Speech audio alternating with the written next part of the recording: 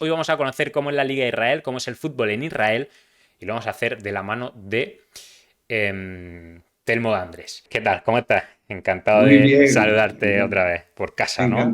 Tranquilamente. encantado de estar aquí con vosotros, sí. Sí, sí. Bueno, pues con Telmo vamos a conocer un poco cómo es el fútbol en Israel. Él tiene mucha experiencia en Israel, más concretamente en el Beit Dar de Jerusalén, que es un club, decía yo ya, especial, ¿no? Quizá de los más especiales, ¿no? Por así decirlo, con muchos detalles, muchas cosas de Israel, ¿no, Telmo? Sí, exacto. Es un club muy peculiar, controvertido, con sus aspectos positivos y negativos, pero es un club especial. Y es cierto que cuando estás allí, un periodo como he estado yo de 4 años, eh, te Sí,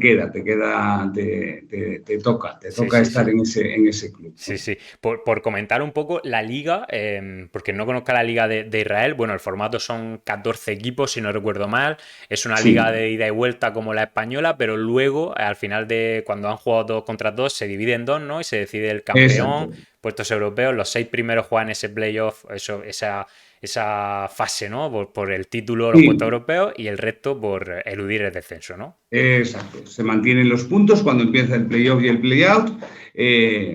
Y es así como tú has dicho, ¿no? Sí, sí, sí. Descienden dos y luego pues el campeón se clasifica para la previa de la Champions y después segundo, tercero y campeón de Copa del Rey para la Conference League. Antes era Europa League, ahora es Conference League. Sí, sí, sí. Luego, claro, la gente conocerá que hay mucho Maccabi, mucho Apoel. El Apoel, digamos, Apoel significa obrero, ¿no? Según tengo. Sí, está identificado con Obrero, o sea, todos los equipos, a ver, para nosotros serían como los Reales y los Atléticos, ¿no? Allí hay mucho Maccabi, imagínate, no tiene nada que ver la equivalencia, pero es así. Entonces, pues todos los equipos que se llaman, que comienza con Apoel, pues en el escudo, pues tienen el logotipo pues de la hoz y el martillo antiguo de la antigua Unión Soviética, ¿no? Sí, sí, sí. Luego los Maccabi están relacionados con el sionismo más conservador y el Beitar, que es el club en el que tuvo Delmo, podemos decir como de la derecha israelí, ¿no? Más o menos. Exacto, más pro-judíos, ¿no? Pero bueno, Beitar existe en todo el país. O Sí, sea, sí, sí. hay Beitar en todas las ciudades prácticamente. Lo que ocurre es que a nivel El más famoso. profesional solamente está Jerusalén. Sí, sí, el más famoso es el de Jerusalén, que es el que ahora mismo está en primera división. Tengo entendido que ahora se está hablando mucho de Netanyahu, que es el primer ministro de Israel, que él es Sí, aficionado, ¿no? sí, sí, sí, Del sí. Beitar. Él es de hecho, pues cuando hemos conseguido algún éxito, como la Copa del Rey o la Toto Cup o clasificarnos para Europa, pues siempre ha venido a felicitarnos a la ciudad deportiva. En los partidos de casa es un habitual en bueno, en las gradas, en el palco. Sí, sí, es un aficionado de Beita. Sí, sí, sí. Por comentar un poco de fútbol en general, el fútbol en Israel, ¿hasta qué punto es seguido? O sea, no sé si es un espectáculo al que va toda la familia, al que van mayoritariamente hombres, como en prácticamente todos los países, si es seguido muy fervientemente por la gente es mucho de su club. ¿Cómo se vive el fútbol en Israel?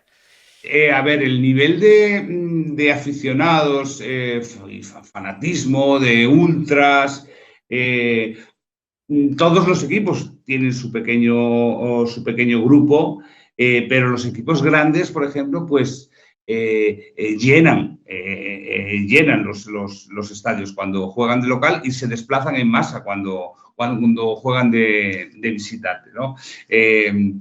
Una peculiaridad que tiene Israel es el alto nivel que tienen los estadios. ¿Vale? No hay ningún club, ni siquiera Maccabi Tel Aviv, Maccabi Haifa, ningún club es propietario del estadio. Todos los estadios son municipales. Entonces, la inversión para construir son estadios muy modernos. A ver, hay equipos de segunda división que a lo mejor ascienden o equipos más modestos en zonas menos pobladas que tienen unos estadios pues, más antiguos y demás. Pero la mayoría de los estadios de los equipos conocidos son estadios muy modernos, están muy bien acondicionados para el fútbol.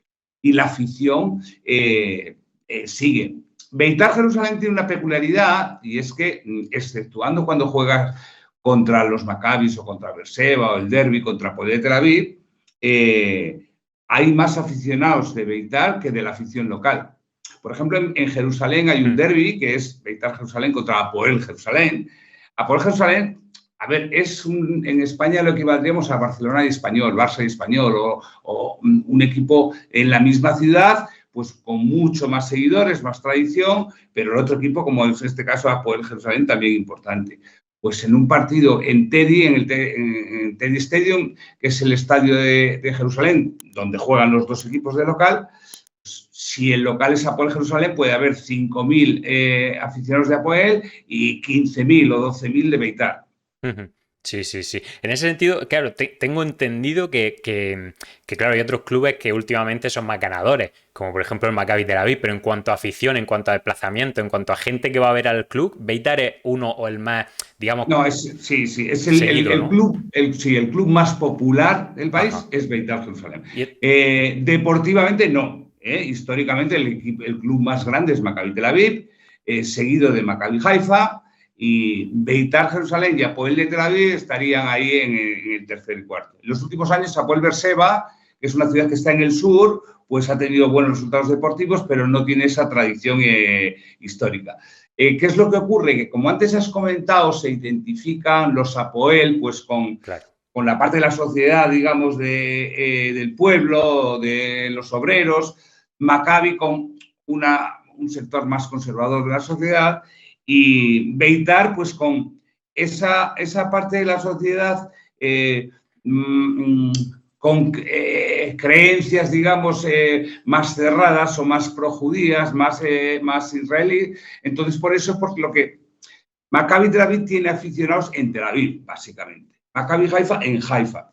Sin embargo, Beitar Jerusalén tiene aficionados en todo el país porque identifican esa parte de la sociedad que se siente muy judía, muy a favor de todo el judaísmo, pues son seguidores de Beitar. Sí, sí, ese sentimiento, ¿no? Fuerte de pertenencia a un país, a un...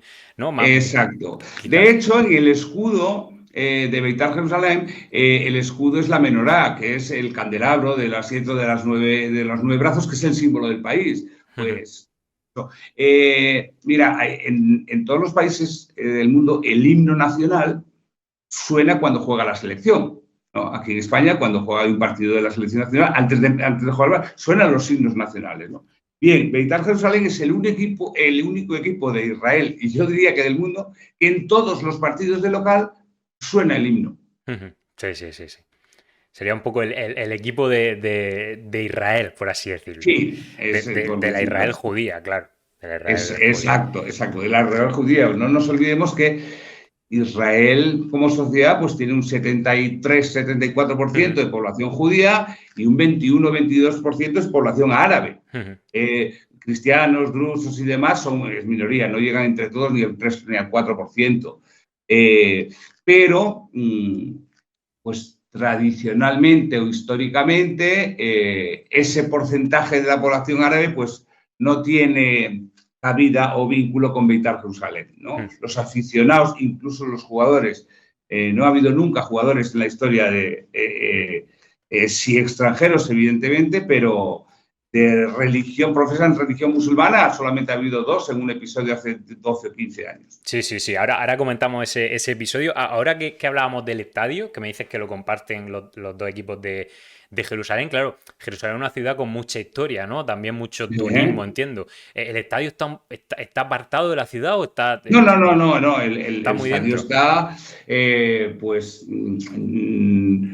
a ver, a la Old City, a la ciudad vieja de Jerusalén, desde el estadio puedes tardar andando 20 minutos, 25 minutos. O sea, no es como un Bernabéu que está en la Castellana, pero está dentro de la ciudad. Un estadio muy bonito, todo de piedra, porque Jerusalén, pues he tenido la suerte de conocerla, es una ciudad donde tú lo que ves es piedra y verde, de árboles, y todos los edificios, pues por normativa, digamos, gubernamental, están construidos en piedra, ¿no? Y el estadio también es de piedra. Bueno, tiene el techo cubierto de madera por dentro y de pues, material metálico por fuera, pero todas las paredes del estadio son de piedra. Sí, sí, sí. ¿Qué tal la vida en Jerusalén? ¿Cómo es vivir allí? A ver, es una ciudad que tiene un encanto especial. yo que no soy religioso, pero se puede decir que es una ciudad espiritual, aunque no procese ningún tipo de fe de forma ferviente, pero tiene algo muy especial. Al principio choca mucho, ¿no? Ver, porque el fanatismo religioso, tanto de los judíos como de los árabes, no es fanatismo, ellos lo viven de esa manera, ¿no? Sí. Pero en España una persona religiosa no la distingues por la calle si ese religioso o no es religioso, ¿no? En Jerusalén sí, tanto a los judíos como a los árabes, por su aspecto físico, por su vestimenta, reconoces claramente ese no fanatismo, esa intensidad religiosa. Sí, sí, sí, lo viven, como tú dices, con mucha intensidad. No sé, tengo entendido, yo no he tenido la suerte de estar en Jerusalén, como que la ciudad está dividida por barrios, ¿no? Está el barrio musulmán, árabe, el barrio judío. O sea, ¿hay libre o sea, puedes ir a donde quieras o hay frontera entre barrios también? No hay, mira, la ciudad es Jerusalén Este y Jerusalén. No se llama Jerusalén Oeste. Jerusalén Este es la zona que está en dirección, digamos, como hacia el Mar Muerto, hacia Jordania. Esa es la zona árabe y es la capital, aunque no sea de hecho, pero si la consideran así, pues los palestinos o en Cisjordania, ¿no? Sí. Aunque luego la capital la tengan en Ramallah. Pero después está el resto de la ciudad, Jerusalén Oeste. Tú puedes circular. La ciudad vieja, que es la que está amurallada, esa es la que tienen los los 4 cuartos, que son el judío, el árabe, el cristiano, espérate, el armenio, y el barrio armenio, ¿no? Mayoritariamente dentro de la ciudad vieja lo que viven son personas árabes. Y el barrio cristiano se le llama, pues porque es donde está la iglesia del Santo Sepulcro, parte de la Vía Dolorosa, pero la religión cristiana prácticamente no se profesa en Israel. O sea, tú date cuenta que es la cuna, ¿no? Bueno, pues llama mucho la atención la cantidad de sitios históricos para nosotros, pues por lo que hemos aprendido desde niños en España de la religión cristiana, pues ahí es solo para los turistas. Claro, yo fui a un colegio de monjas y todo esto lo tengo claro, y es curioso, ¿no? Como todos estos sitios están lo tenemos súper conocidos, pero luego Claro. lo que dices... Y después la realidad del país, por ejemplo, dices tú, Belén. Belén, que es, pues, no, Jesús nació en Nazaret, Jesucristo, pero pues donde se crió es en Belén, ¿no? O donde nació. Belén es una ciudad que está... Yo lo tenía a 5 kilómetros o menos de uno de los pisos en los que yo vivía, pero pertenece a Cisjordania, o sea, es una ciudad palestina.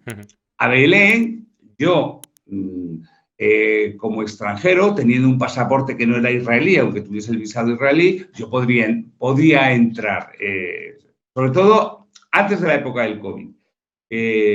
Después los israelíes no podían entrar en Belén. Y está, ya te digo, a 5 kilómetros de Jerusalén, 6 kilómetros.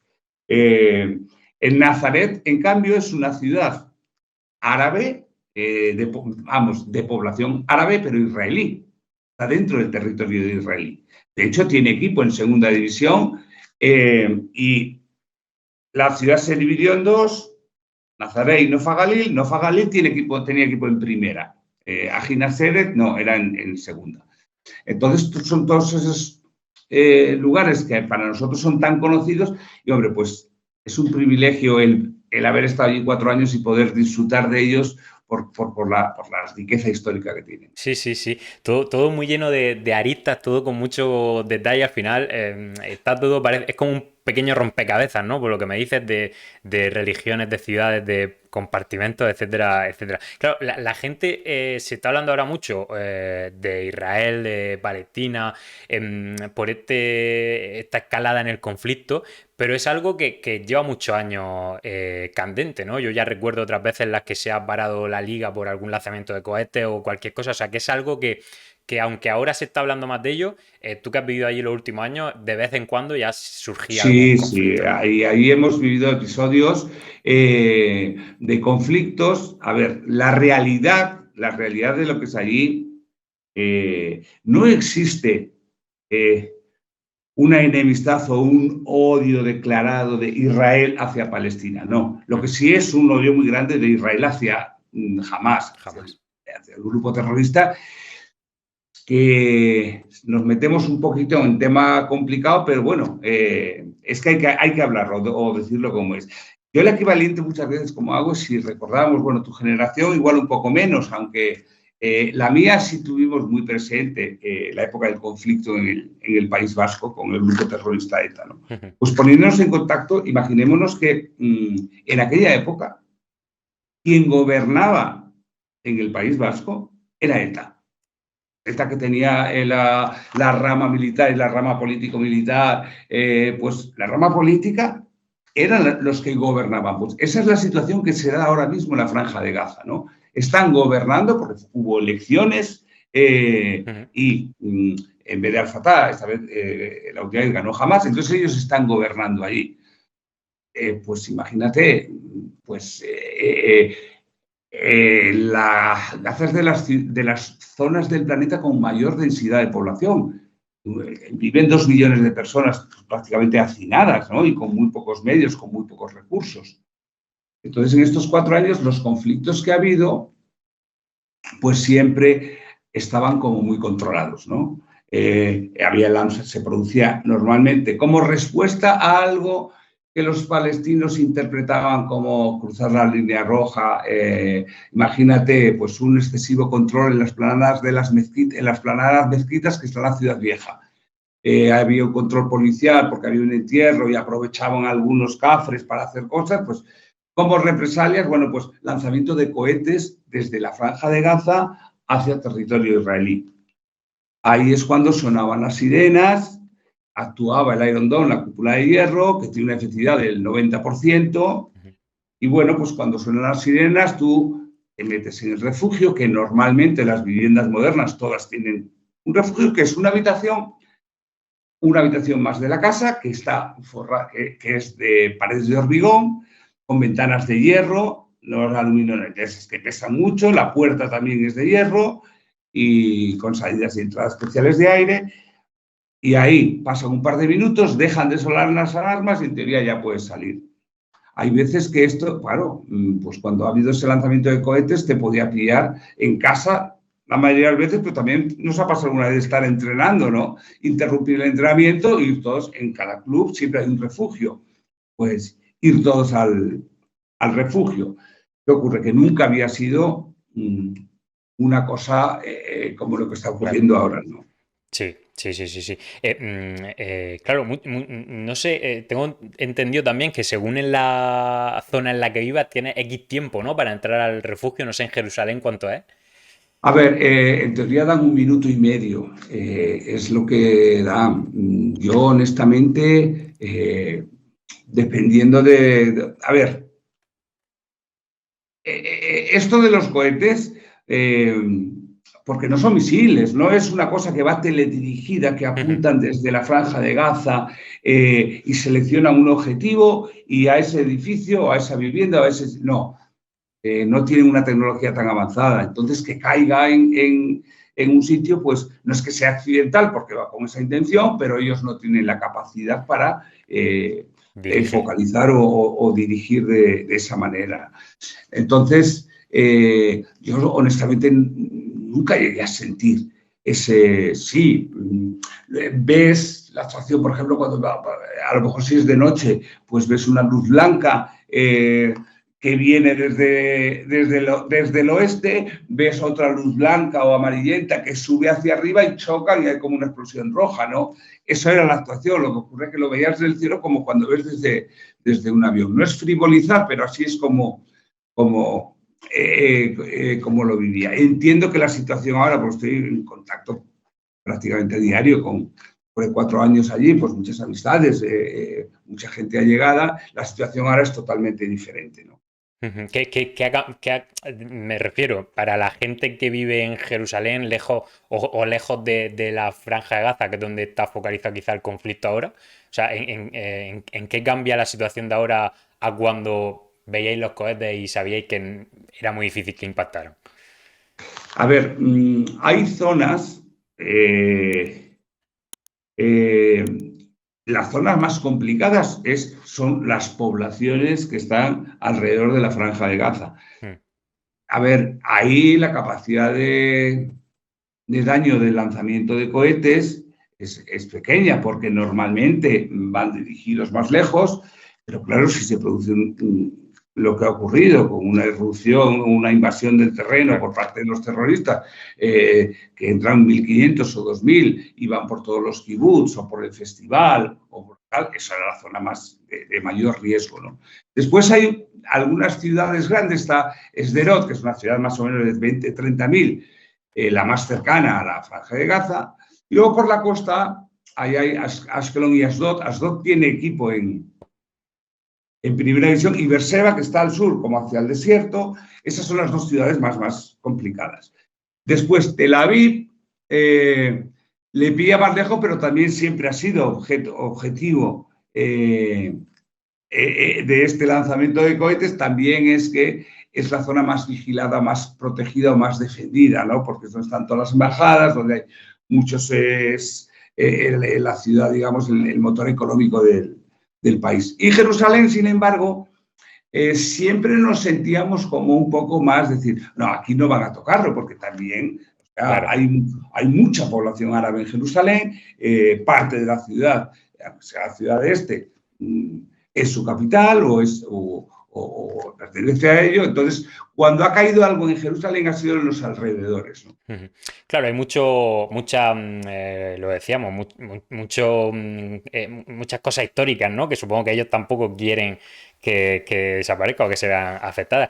Por volver al fútbol, claro, hablábamos de que hay un conflicto entre judíos y árabes, pero es que hay una convivencia también en la liga entre clubes que son de ciudades mayoritariamente árabes, clubes que son de ciudades mayoritariamente judías.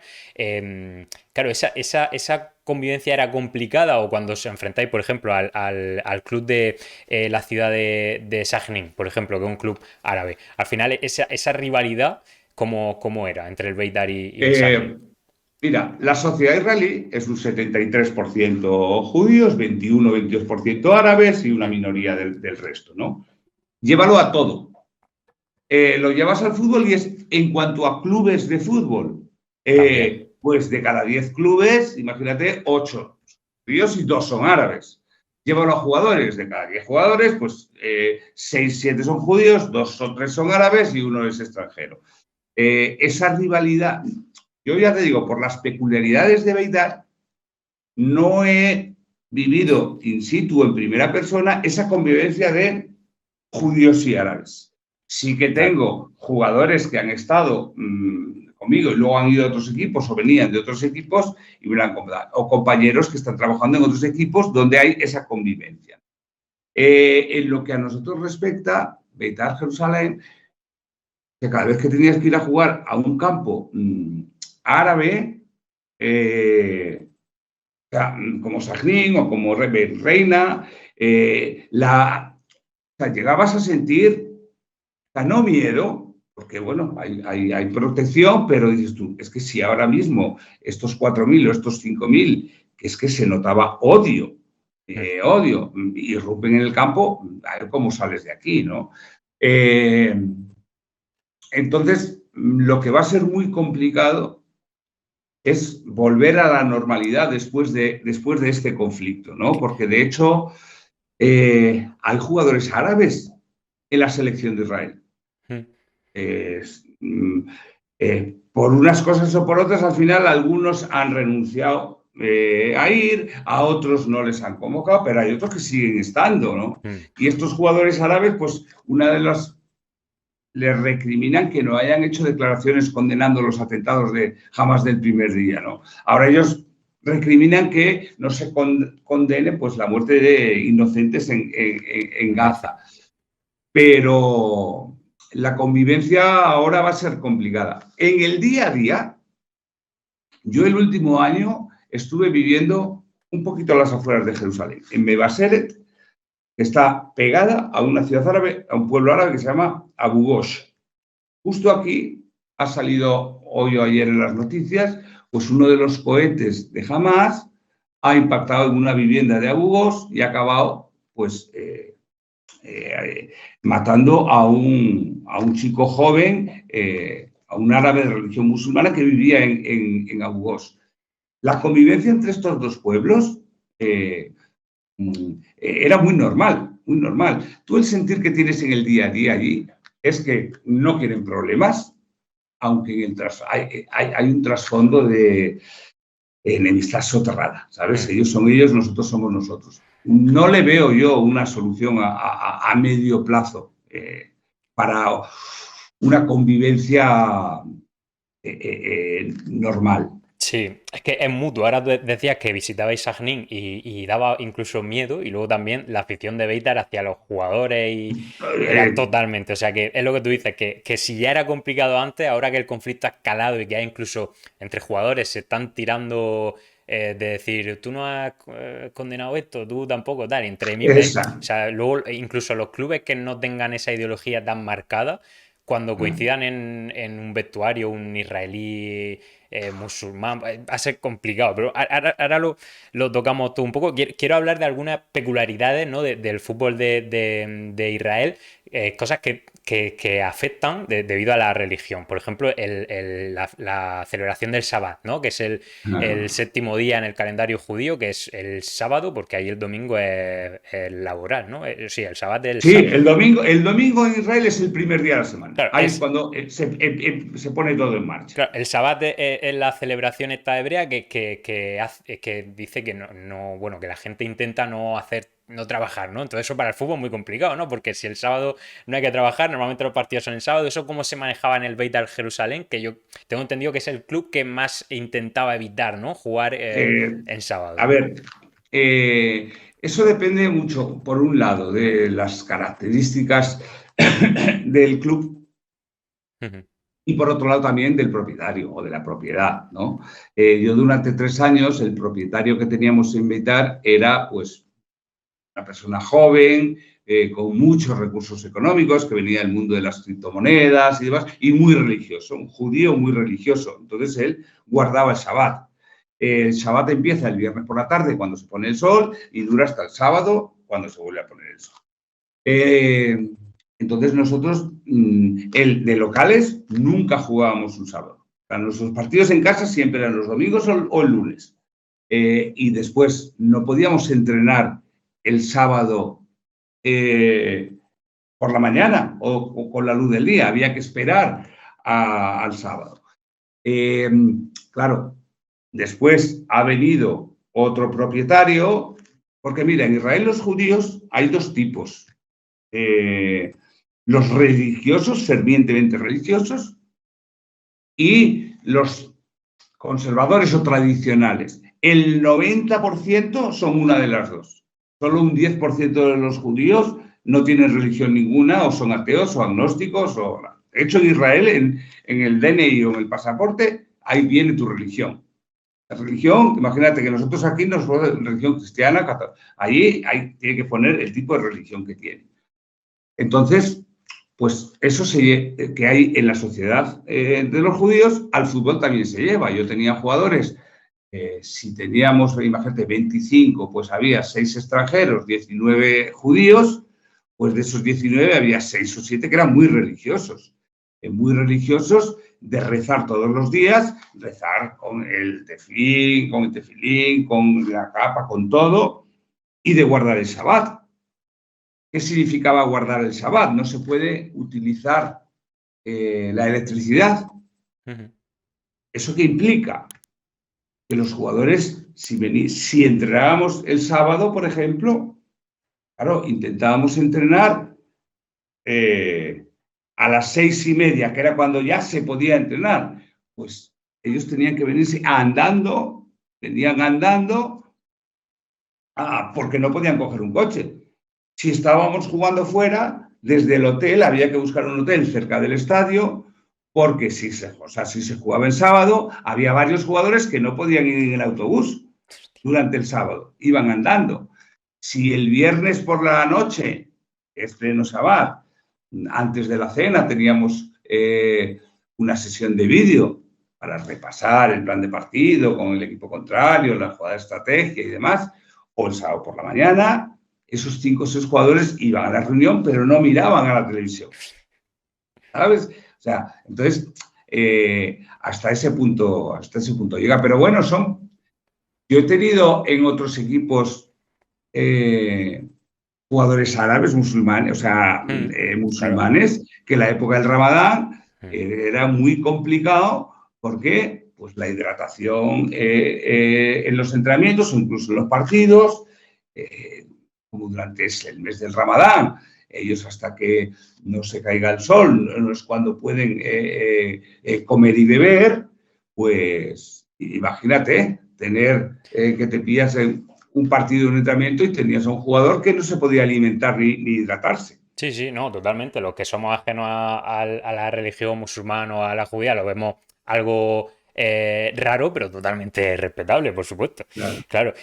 Otra de las cosas curiosas es que se celebra el Día del Holocausto, ¿no? No sé de qué trata y cómo es. A ver, en Israel, a ver, pues lo mismo que en España tenemos muchas fiestas, imagínate, tenemos Navidades, tenemos Semana Santa, tenemos el Día de Todos los Santos, tenemos el Día del Padre, pues allí hay muchas fiestas, todas de origen, prácticamente todas de índole o de origen religioso, excepto algunas, por ejemplo, pues con acontecimientos históricos, como es el día del Holocausto, ¿no? El Día del Holocausto, ese día, por la mañana, suenan las sirenas, normalmente es a las 11 de la mañana, durante 2 minutos está sonando una sirena continuamente y el país se para. El país se para, es un día para rememorar el Holocausto y muchas veces te pilla entrenando, ¿no? Se para el entrenamiento, todo el mundo, cuando empieza a sonar la sirena, donde te haya tocado, donde te haya pillado, y todo el mundo se queda quieto, normalmente con la cabeza gacha, pues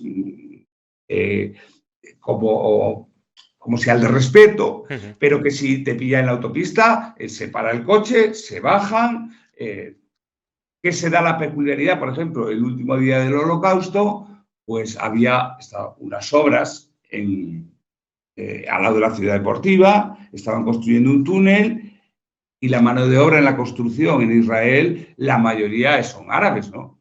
O de ciudades árabes o palestinos que vienen de Cisjordania o la de Franja de Gaza a trabajar, que es la mano de obra barata, ¿no? Pues ellos continuaban trabajando con las excavadoras y demás. Y al lado estábamos 30 tíos allí parados, ¿no? Otra festividad que llama la atención que puede afectar o relacionar con el fútbol, aparte del Shabbat que hemos hablado, por ejemplo, Sukkot. Sukkot es, le llaman también la fiesta de los tabernáculos, ellos conmemoran el éxodo como Moisés de Egipto hacia volver a la tierra prometida y, bueno, pues en ese trayecto dormían en una especie de tiendas no tiendas de campaña, sino cabañas con palos y techos de paja. Sí. El último día del Sukkot ha coincidido con el Shabbat, que fue el atentado terrorista, la invasión de Hamas el día 6 o el día 7, el sábado pasado. Ahí todas las familias construyen, el que tiene casa con un terreno fuera en el terreno, el que vive en un piso en el balcón, si no tienen balcón en el ático, arriba del edificio. Ahí se construye esa cabaña provisional, digamos, que dura una semana, de madera y con el techo de paja. Ahí comen, cenan, incluso a veces duermen. Bien, pues en todos los clubes de Israel, en la ciudad deportiva, en la fiesta del Sukkot, se construye una cabaña. En todos los centros comerciales hay una sukkah, se le llama sukkah esa cabaña, ¿no? Pues nosotros teníamos en la ciudad deportiva esa cabaña y como comíamos y desayunábamos en el club, los jugadores, los religiosos, se llevaban la comida y comían allí, ¿no? Sí, sí, sí. También está el Día del Perdón, ¿no? El Yom Kippur. El Yom Kippur es un día de ayuno donde ahí el 90% lo guardan y lo respetan, tanto religiosos como tradicionales. Y es un día de ayuno, es un día en el que no se trabaja, no se toca teléfono, eh, no se mueven los coches. Es el único día donde los niños en todo el país salen con se llena de bicicletas todas las ciudades, porque como no hay circulación, de hecho la policía te detiene si vas en el coche. Evidentemente ese día afecta a la actividad deportiva y a la actividad profesional. Ese día no puedes entrenar. ¿Qué es lo que nos ha ocurrido, por ejemplo, hace 3 años? Pues coincidió un partido de Europa con Yom Kippur. Uf. Entonces hubo que viajar antes y el día de Yom Kippur era el día anterior al partido. Se guardó ese día, no se entrenó, no comieron, hubo que esperar por el sol para que los jugadores pudiesen cenar después de 24 horas sin haber entrenado ni haber podido comer nada, ¿no? Claro, todo esto al final son cosas puntuales, el Yom Kippur, el ayuno y tal, es puntual. Lo que también creo, que esto no lo he buscado, pero no sé si hay servicio militar obligatorio y que si no lo hay, incluso aunque no sea obligatorio, casi todos los jóvenes quieren hacerlo. No sé si eso afecta de alguna manera al fútbol, porque claro, cuando eres joven y estás a punto de dar ese salto al primer equipo, si te va a hacer un servicio militar, muchas veces eso corta la progresión de muchos futbolistas, ¿no? Mira, el servicio militar en Israel es obligatorio. Ajá, sí, Es obviamente. obligatorio. Se podía presuponer. Y son 3 años para los chicos y 2 años Hostia. para las chicas. Ujú. 3 años para los chicos. 3 años, No mucho tiene tiempo. nada que ver con el concepto de servicio militar que teníamos nosotros en España cuando existía, Ujú. porque para ellos es un orgullo. Claro. A ver, ¿a quién no va reticente a hacer el servicio militar allí? Pues los que han hecho la LIA, que la LIA es los inmigrantes, claro, Israel tiene 70 años de historia, es un país muy, muy joven, entonces está recibiendo gente y le interesa recibir población judía de todas las partes del mundo, ¿no? Entonces, imagínate, hay mucha gente que viene de Etiopía o de Sudamérica, entonces no tienen ese fervor religioso o ese sentido patriótico, si ven una oportunidad para mejorar su vida y ahí les acoge muy bien, pero de esos también hay jugadores, ¿no? De los jóvenes, a esos pues igual no les gusta tanto, pero a los judíos o a los israelíes hacer el servicio militar es un orgullo para ellos y lo anteponen a cualquier cosa. Un jugador con proyección, con posibilidades de ir a Europa, no se lo plantea de joven con 18 o 19 años porque sabe que tiene que acabar el servicio militar. De hecho, mira, te pongo 2 ejemplos de lo que puede sucederte, no relacionado con el fútbol profesional. Ujú. El entrenador con más prestigio israelí que hay ahora es Barak Bahar, está en Estrella Roja y ha sido el que ganó los últimos 3 campeonatos con Maccabi Haifa. Ujú. Antes había ganado 3 campeonatos seguidos con Berseba, que Berseba era un equipo relativamente pequeño, pero ganó 3 ligas seguidas. Bien, pues sonó en su momento como candidato para la selección de Israel, ¿no? No había hecho todo el servicio militar completo, entonces lo complementó pues con servicios de prestación social una vez acabado. Yo tenía un jugador en Beitar, un delantero con mucho talento, que todavía está allí, y se especuló con la posibilidad de que fuese a la selección, de que lo convocasen a la selección. Tenía un problema, que no había terminado los 3 años del servicio militar. Entonces se ha puesto a complementarlo, porque hay la opción, ¿no? Tú por algún motivo no has podido cumplirlo, de hacer esos servicios sociales que te equivalgan a ese servicio militar, porque si no, no hay opción de defender la camiseta de Israel o de entrar en la federación o de jugar por la selección de Israel. Lo mismo para un funcionario, para un trabajador estatal, si no tienen cumplido el servicio militar, no tienen las puertas cerradas ahí. Sí, sí, sí, para que veamos, o sea, la importancia que tiene y lo que tú decías, que al final la gente no lo hace obligado, sino que lo hace con orgullo. Exacto. Sí, sí. Por volver al club, al Beitar, antes hablábamos de la afición, que es muy radical en el sentido de no aceptar en su club a jugadores árabes, hasta, bueno, ya lo decíamos antes, el Beitar es, o presume, ¿no?, de ser el único club de Israel que no ha tenido árabes en su plantilla. Antes lo comentabas tú, pero por incidir un poco más, hubo un episodio hace unos 10 años que el club fichó a dos jugadores chechenos musulmanes que no son árabes, pero ya por el hecho de ser musulmanes, la propia afición le dio la espalda a esos jugadores a los fichajes que hizo el club. De hecho, recuerdo que, no me acuerdo los nombres de ellos, pero recuerdo que uno debutó con gol y la afición ni lo celebró, se dio la vuelta Se en el fue del estadio. estadio. E incluso, no sé si esto corresponde al mismo episodio, pero hubo una vez que el club también hizo algo relacionado, no sé si fue una propiedad, que estuvo a punto de llegar a una propiedad árabe o lo que sea, e incluso incendiaron los aficionados su propio club como protesta, para que veamos hasta dónde llegan con el objetivo de mantener esa, ellos lo llaman pureza, ¿no?, del equipo, de no haber tenido nunca a árabes en su club, ¿no? Exacto. Mira, eso fue en la época de un ruso, un checheno, Gaidamar, con muchísimos recursos económicos, inyectó muchísimo dinero en el club. El club en 4 años ganó 2 ligas y una copa o 3 ligas, pero su objetivo era a nivel político, quería ser alcalde de Jerusalén. Entonces, la forma de entrar y hacerse popular fue a través comprando Beitar.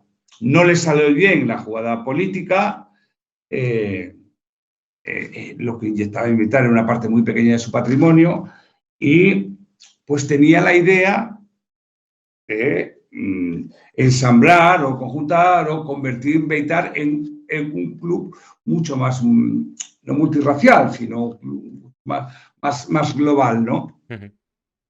Entonces, trajo intencionadamente, firmó dos jugadores chechenos.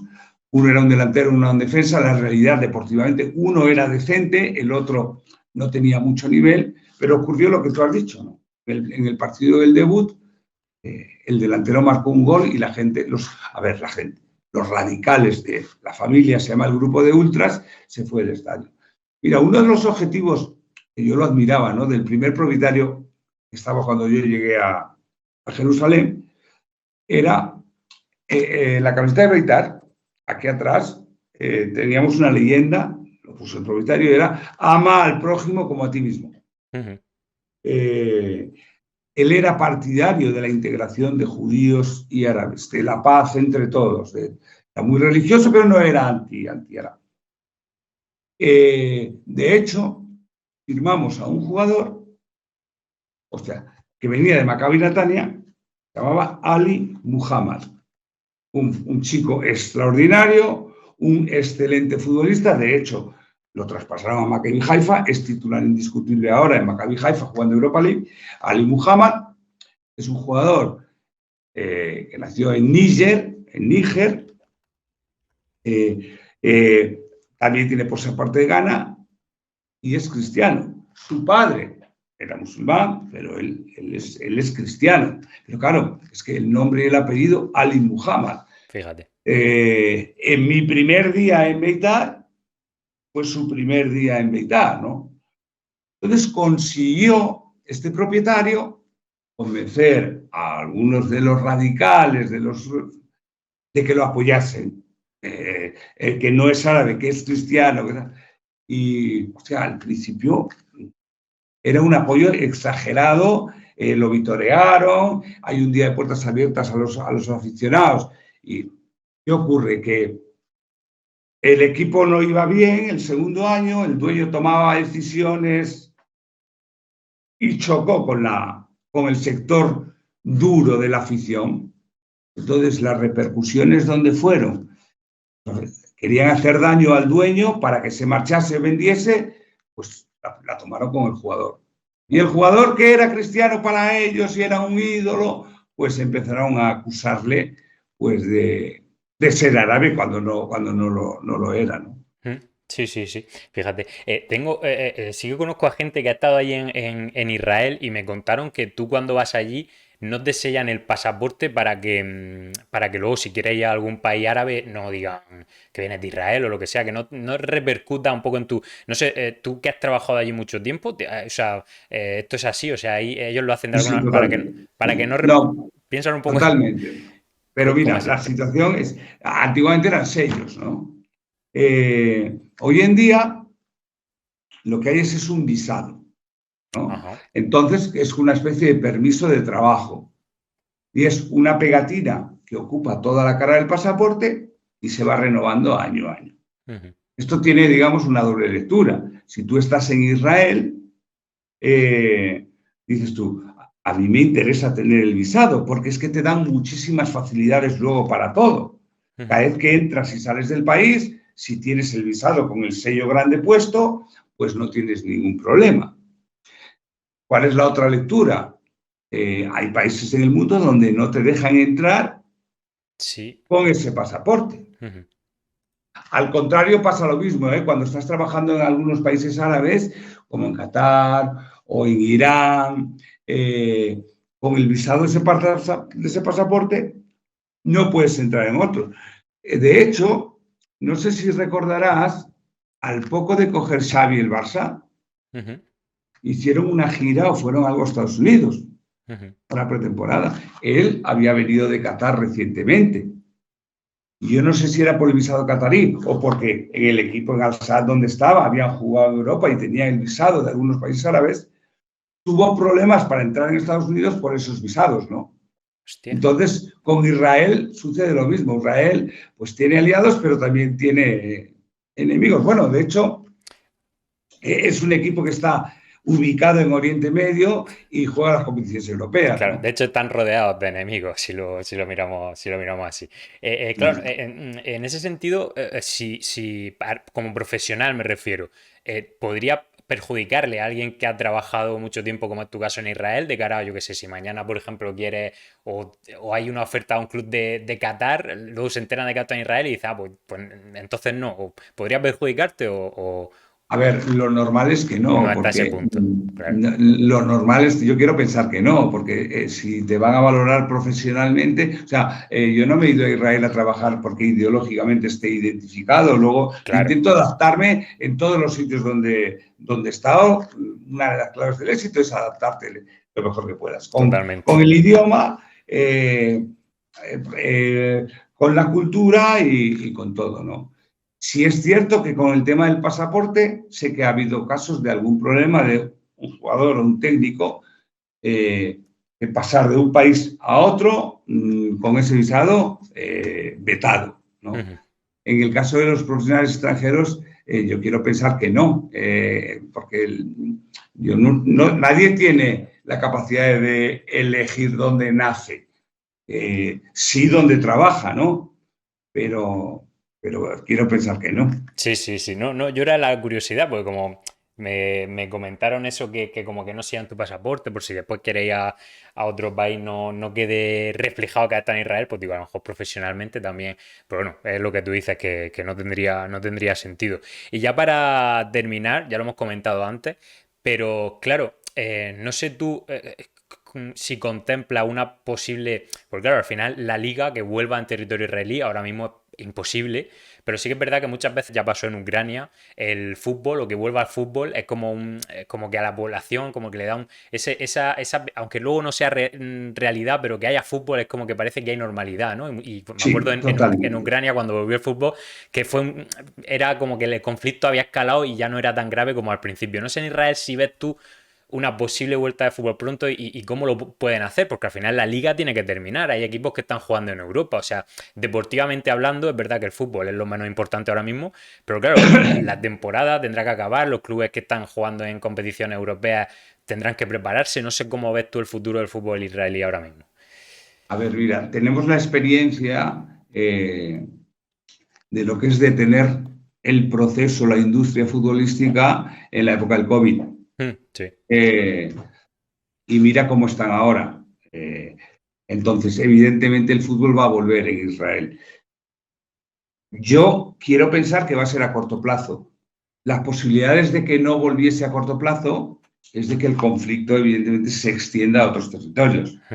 ¿vale? El siguiente paso ahora mismo, si no se resuelve a nivel interno, es decir, entre Israel y Hamas, que no es Israel y Palestina, que no, que es Israel y Hamas, a corto, esto no puede durar mucho, porque la balanza está muy, muy desequilibrada. ¿Cómo se podría alargar el conflicto? Pues cuando entren terceros en juego, ¿no? El primero en entrar, aparentemente, pues, porque ojalá que no suceda, sería Irán. ¿Qué ocurre? Que si entra Irán, evidentemente Estados Unidos no se va a quedar parado.